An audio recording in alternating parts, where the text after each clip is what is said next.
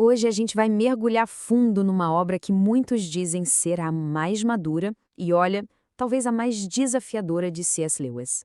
E o interessante é que não é só uma história, sabe? O livro todo, ele é montado como se fosse uma acusação, uma queixa formal contra os seus. E, logo de cara, a história já começa com essa bomba. É uma das frases de abertura mais potentes que existem na literatura. É como se fosse uma declaração de guerra, né, de uma mortal contra o divino, e pronto. A gente já sabe qual é o conflito central e fica completamente fisgado. Bom, e aqui a gente conhece a nossa narradora, a Orual.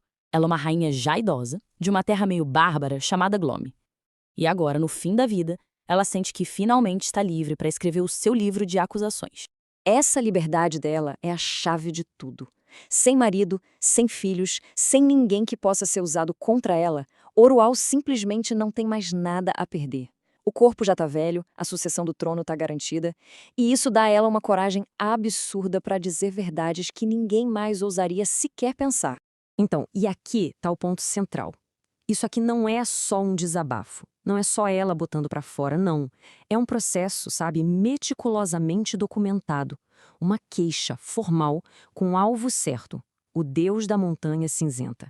Cada lembrança que ela traz é como se fosse uma prova no processo.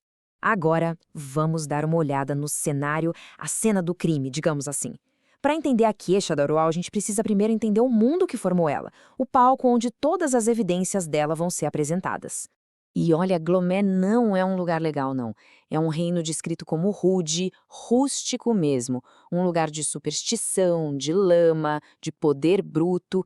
É nesse ambiente bem sombrio e, francamente, nada sofisticado que o drama da Orual vai se desenrolar. E bem no centro da vida de Glome está essa deusa, a Ungit. É uma figura que ninguém consegue escapar, nem o reino e muito menos a Urual. Ela acaba se tornando uma presença constante na queixa. O mais interessante aqui são as próprias palavras da Orual para descrever essa deusa.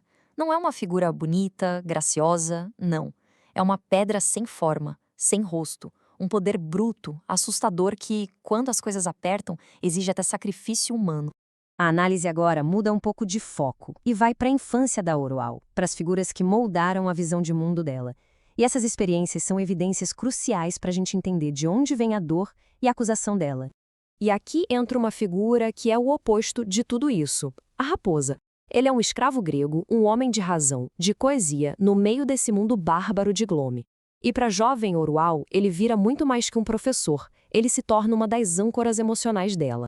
E aqui a gente vê bem esse choque de culturas, né? A raposa ensina a Orual sobre a Afrodite grega, que é linda, gloriosa, mas que no fim das contas também destrói a vida dos mortais. A lição que fica para Orual é profunda. Não importa se é uma pedra sem rosto ou uma beldade radiante, os deuses são igualmente terríveis. O palco então está montado para um momento de humilhação profunda. Durante os preparativos para o casamento do pai dela, uma ordem do rei acaba colocando a Orual numa posição terrivelmente dolorosa. A pergunta do sacerdote parece tão simples, né? Um detalhe bobo de protocolo. Mas é essa pergunta que vai abrir a porta para uma crueldade sem tamanho. E aí que vem o golpe baixo. Com uma risada, o próprio pai da Orual faz uma piada cruel sobre a feiura da filha na frente de todo mundo. Ele diz que ela precisa de um véu para não assustar a nova noiva. O impacto desse momento é simplesmente devastador. É ali que a consciência da aparência dela, aos olhos do mundo, e pior, do próprio pai, se torna algo real, sólido. É uma peça-chave da evidência que explica muito da dor e do isolamento da Orual. Vamos avançar agora para o que talvez seja a peça central da denúncia. Um evento super traumático que mostra a crueldade não só dos homens, mas, na visão da Orual, a indiferença e a injustiça dos deuses. Essa noite se desenrola em 3 atos. Primeiro, o ritual cheio de esperança. Depois, a tragédia, a morte da rainha. E, por fim, a reação do rei, que não é de tristeza, mas de uma fúria pálida, mortal, um sinal que a Orual já conhecia muito bem. Nesse ambiente super tenso, um acidente acontece.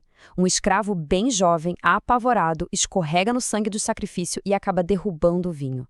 Um errinho bobo, mas com consequências terríveis. A reação do rei é imediata e brutal.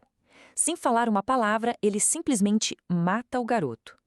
A narração da Orual consegue capturar a frieza e a rapidez dessa violência, mostrando um rei que perdeu totalmente o controle. E aí, a raiva do rei se vira contra os próprios céus. Ele ameaça o sacerdote e a própria deusa Ungite, culpando ela pela perda. A dor e a fúria dele viram uma blasfêmia aberta, questionando o poder da deusa que ele mesmo serve. Com todo o peso dessas evidências que a gente viu, a queixa da Orual vai chegando perto da sua conclusão, e o motivo de ela estar contando tudo isso fica ainda mais claro. Resumindo, as provas que a Orual apresentou são essas: um pai cruel, uma deusa sem rosto que só exige, a dor de ser considerada feia e um trono que se sustenta na base da violência. Cada um desses pontos é uma ferida que alimenta a queixa dela. Fica muito claro que esse livro não é só uma autobiografia. É um ato de desafio. É a tentativa de uma mortal de obrigar o divino a prestar contas, a dar uma resposta para uma vida inteira de sofrimento que, para ela, não faz o menor sentido. E tudo isso nos leva a uma reflexão final.